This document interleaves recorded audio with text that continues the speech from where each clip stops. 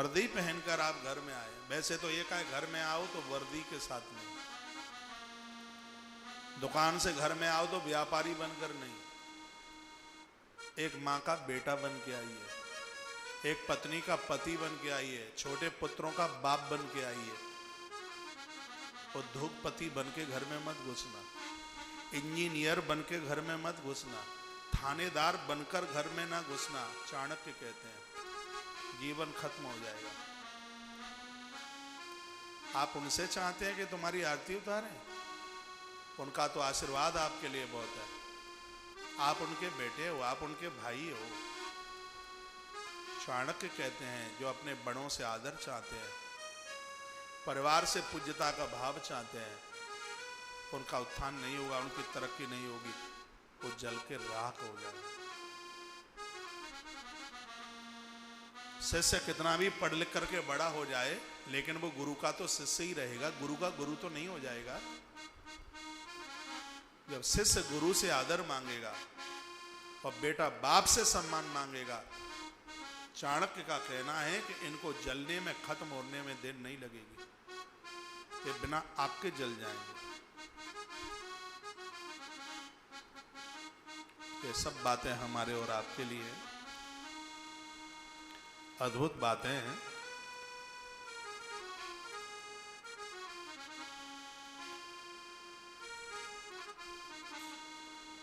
अगली बात बताई, जो व्यक्ति कर्ज में डूबा है, आज नहीं तो कल, कल नहीं तो परसों, परसों नहीं तो अदरसों, उसको भी खत्म होना पड़ेगा। काम उतना कीजिए जितना आप समेट लें।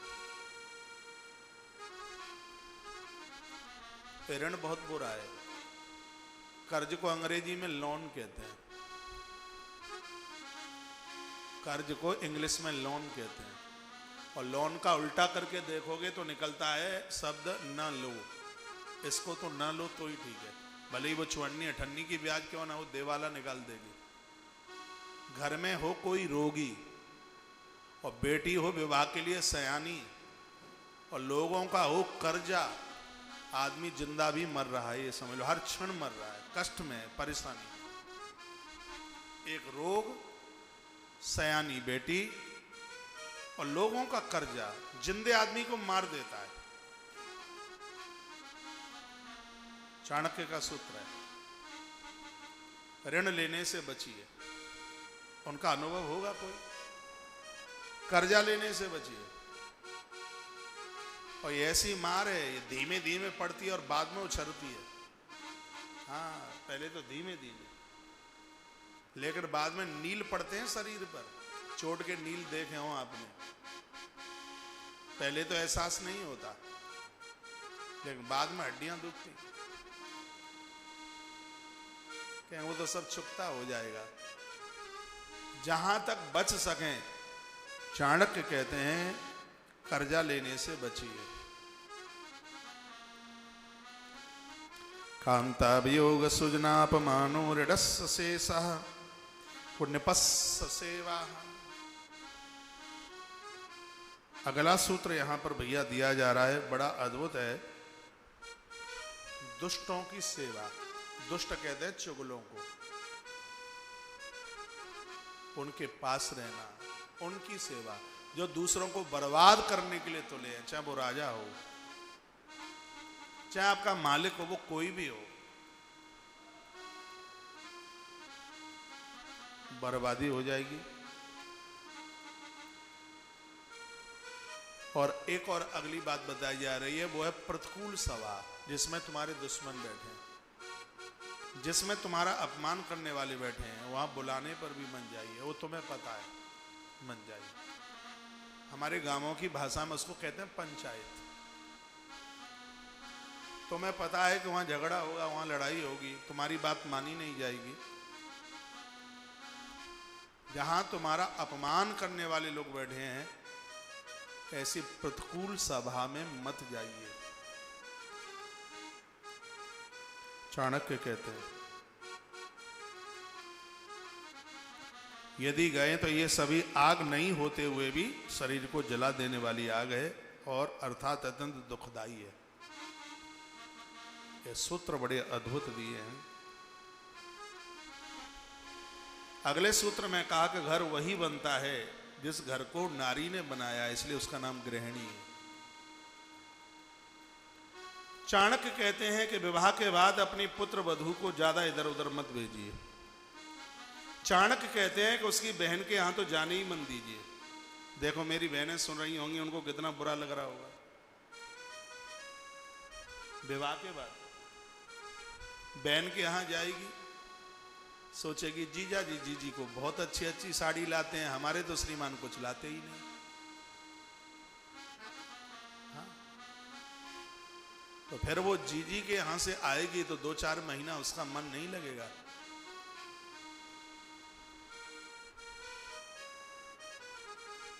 चाणक्य का सूत्र देखें, दूसरे के घर पर जाकर नारी ऐसे ही सुखी नहीं रह सकती जैसे नदी के किनारे पर वृक्ष कभी सुखी नहीं रह सकते, कभी भी कट के गिर सकते हैं। नदी में बाढ़ आई नहीं कि वो धड़ाम से गिरे नहीं।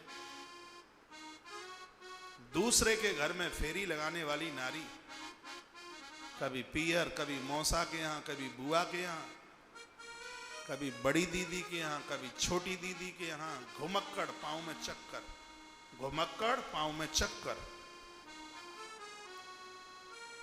सावधान रहिए, चाणक्य कहता है। मेरी किसी बहन को बुरा लग रहा हो तो चाणक्य को लड़ना कि तुमने ऐसा क्यों लिखा। उन्होंने कुछ अनुभव में देखा होगा।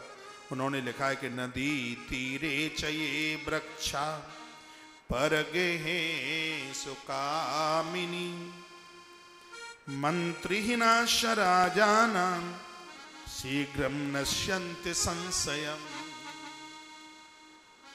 जिस घर में सलाह देने वाले लोग नहीं है, जिस घर में वृद्ध लोग नहीं है, समझाने वाले लोग नहीं है, जिस घर में वो सासू नहीं है जो गलती करने पर डांटती है, जिस घर में गलती करने पर वो पिता नहीं है डांटने वाला, वह परिवार ऐसे नष्ट हो जाता है जैसे नदी के तीर पर खड़ा हुआ वृक्ष समाप्त हो जाता है, बिना मंत्री के राजा समाप्त हो जाता है। उसी प्रकार से दूसरों के घर में फेरी देने वाली स्त्री समाप्त हो जाती है।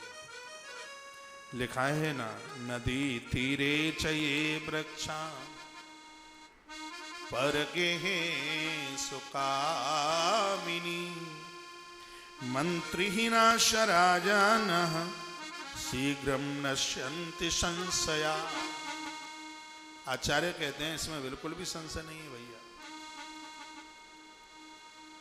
घर में काम धाम नहीं है, चद्दर ओढ़ करके सो जाओ। घूमने में क्या फायदा।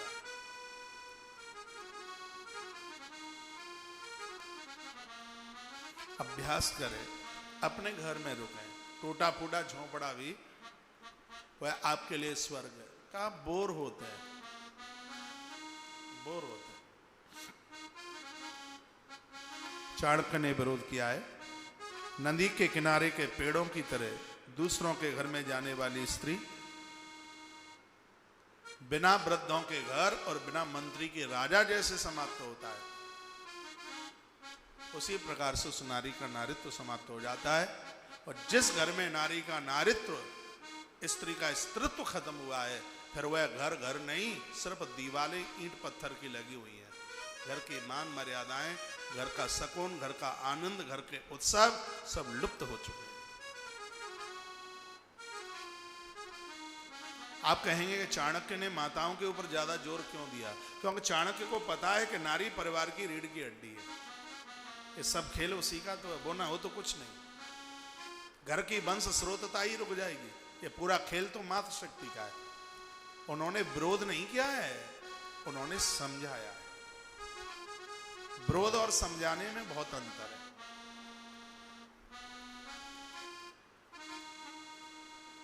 रामायण में गोस्वामी जी ने एक चौपाई लिखी, ढोल गवार, 4 किले, शूद्र पशु नारी, सकल ताड़ना के अधिकारी। लोग कहते हैं तुलसी ने अच्छा नहीं किया, पीटो पीटो पीटो। ऐसा कुछ भी नहीं है।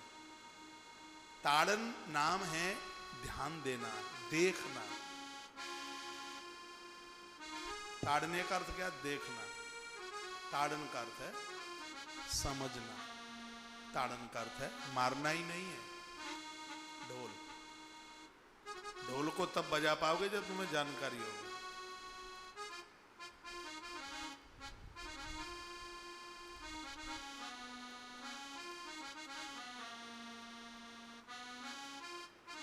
मूर्ख, गवार, जानकारी नहीं है, पत्र उठा के खोपड़ी में मारेगा। पशु, मरखनी गाय बिना जानकारी के खोल करके तो सींग पेट में पार कर देगी। सुंदर स्त्री दिखाई दी और उसको छूने के लिए कदम आगे के लिए बढ़ाए, अनुसुईया और सावित्री जैसे हुई नहीं ना, तो अपने तप के द्वारा जला करके राख कर देगी। इसलिए बाबा तुलसी ने कहा इनको समझो, ठोकाई पिटाई की बात नहीं है, लेकिन लोग अपने हिसाब से अर्थ लगाते हैं, तो दोष देते हैं तुलसी को, ऐसा नहीं है। तो यहां मातृशक्ति का विरोध नहीं किया आचार्य ने, उन्होंने समझाया। जिन माताओं का पैर घर में नहीं टिकता उनके बच्चे बिखर जाते हैं। अब बेटा 4 बजे स्कूल से आ रहा है, मम्मी घर में मिल नहीं रही है, वो भूखा इधर उधर देख रहा है। तो कर्तव्य धर्म किसका है? आपका है कि बच्चा आने वाला है, पति आने वाला है, ये धर्म, और आप घर में नहीं मिल रहे, ढूंढने से नहीं मिल रहे। आप कौन सी सहेली के यहां बैठे हैं? नदी के किनारे पर वृक्ष सुरक्षित नहीं है, मंत्री के बिना राजा सुरक्षित नहीं है। उसी प्रकार से दूसरों के घर में डोलने पर घूमने में नारी भी सुरक्षित नहीं है। समय पर पियर जाओगे तो तुम्हारा आदर होगा, नहीं तो भाई के बच्चे भतीजे कहेंगे आजकल तो बुआ पर तो कुछ काम ही नहीं है, थैला उठा के हर शनिवार को चली आती है, यही बोलेंगे और क्या बोले, बुआ के पास कोई काम ही नहीं है। जब बुआ कभी फूफा जी के संग आएगी, घुटवन घुटवन आदर होगा। जब तुम्हारी मांग हो, कहीं बुलावा हो, 4 बार फोन आवे, तब एक बार मंजूरी दीजिए, आदर होगा, मान होगा, सम्मान होगा। और तुम उठाए थैला पहुंच गए हर तीसरे दिन, कौन पूछेगा तुम्हें? तो आचार्य ने आपका विरोध नहीं किया है, आचार्य ने समझाया है कि देवियां घर को स्वर्ग कैसे बना सकती हैं। क्या सुंदर बात कही। किसी ने पूछा गुरुजी यह बताइए कि ब्राह्मणों के पास कौन सी ताकत है? किसी ने पूछा क्षत्रियों के पास कौन सी ताकत है? किसी ने पूछा वैश्य के पास कौन सी ताकत है? और किसी ने पूछा चौथे वर्ण के आदमी के पास, कनिष्ठ वर्ण के पास कौन सी ताकत है? तो चारों की ताकत बताइए चाणक्य। आचार्य ने कहा, इस सूत्र को उतार लीजिए कि बलम विद्या ही विप्राणा, बलम विद्या ही विप्राणाम राज्ञाम सैन्यम बलम तथा बलम वित्तम च वैश्यानां शूद्राणाम च कनिष्ठता। का ब्राह्मणों का बल विद्या है,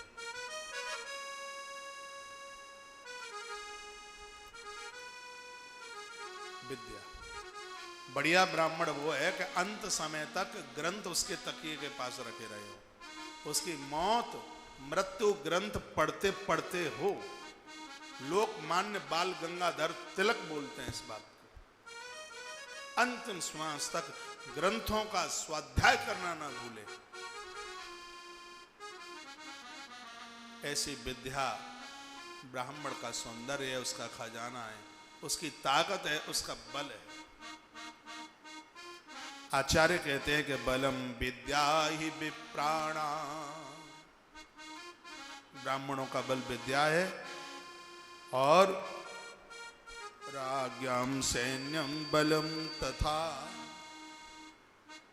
राजा की राजधानी कितनी भी बड़ी हो, कितना भी बड़ा सत्ताधीश राजा हो, वह पतित हो जाएगा जिस राजा के पास सेना नहीं होगी।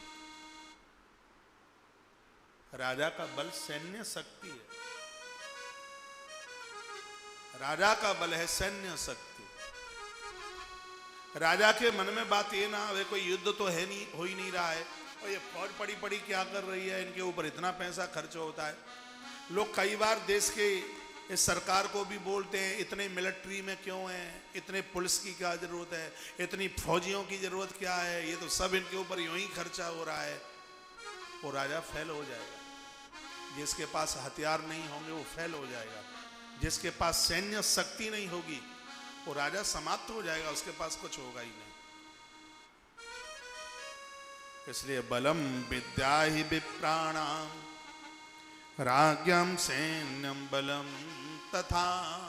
जहां जहां क्षत्रिय की बात आती है वहां राजा शब्द लिखा हुआ होता है। इसका मतलब है कि बढ़िया शासन चलाने वाला क्षत्रिय के अंदर वो गुण होते हैं।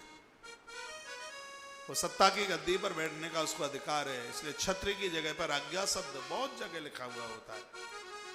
क्षत्रियों का बल सेना है, सैन्य शक्ति है, सैन्य बल है।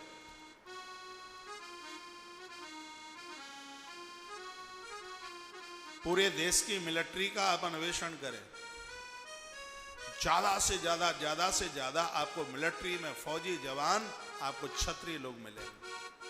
उनके खून में, उनके ब्लड में। यो तो बंदूक कोई भी कंधे के ऊपर रख करके चले, लेकिन बंदूक तो क्षत्रिय के कंधे पर बहुत मलूक लगती है। यो तो ग्रंथ कोई उठा करके चले, एक ग्रंथ ब्राह्मण के हाथ में बहुत शोभा पाता है। यूं तो तराजू कोई भी उठाए, लेकिन तराजू तो बणिये के ही हाथ में, वैश्य के हाथ में बढ़िया लगता है। चारों का बल बताया ना, बलम विद्या ही विप्राणाम राज्ञम सैनम बलम तथा बलम वित्तम च वैश्याना। वैश्यों का बल व्यापार है,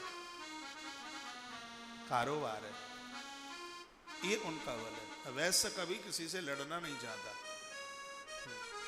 कहीं झगड़ा भी हो रहा होगा, झगड़ा हो रहा है जोर से, बहुत जोर से झगड़ा हो रहा है, फिर भी घड़ी देखेगा दुकान खोलने में देर तो नहीं हो गई। लड़ाई हो रही है, सामने लाठी लेके खड़ा है, लाठी ऊपर पड़ने वाली है, इतने में लाठी वाला सामने है, एक ध्यान घड़ी पर है कि दुकान खोलने को देर तो नहीं हो गई। वैश्य का बल व्यापार है, कारोबार है, पैसा कमाना है, उसका योगदान है इस उत्थान में, इस तरक्की में उसका बहुत बड़ा योगदान है। उसका बुला नहीं पाओ। तो क्या लिखा है कि बलम वित्तम च वैश्याना। वैश्यों का बल व्यापार, वित्त, धन, खजाना, ये उनका बल है। ऐसा बताते हैं कि वैश्य की जेब में रुपया ना हो, उसकी लंबी लंबी श्वासें चलती हैं, वो बेचैन हो जाएगा। उसकी पॉकेट में पैसा ना हो, श्वासें लंबी लंबी, वो बेचैन हो जाएगा। वो उसकी आदत में, उसकी धमनियों में, उसकी में। वृद्ध होने पर भी, बिल्कुल बूढ़ा होने पर भी तो संपत्ति से अलग नहीं होना चाहता, संपदा से दूर नहीं होना चाहता। बंटवारा भी करेगा। ये ऐसा हो सकता है आप ना कर पाए, लेकिन वो बंटवारा भी करेगा 4 बेटों के लिए, तो सोचेगा एक भाग मुझे अपनी बुढ़ापे के लिए, वृद्धावस्था के लिए रखना है, क्योंकि ये उसका बल है, ये उसके खून में, ये उसके ब्लड में है, ये उसका बल है।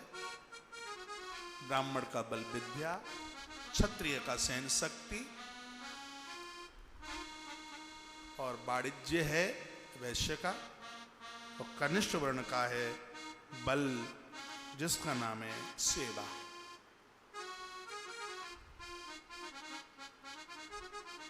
चारों के अपने काम। चाणक्य कहते हैं ये अपने कार्य को भुलाए नहीं, भूले नहीं।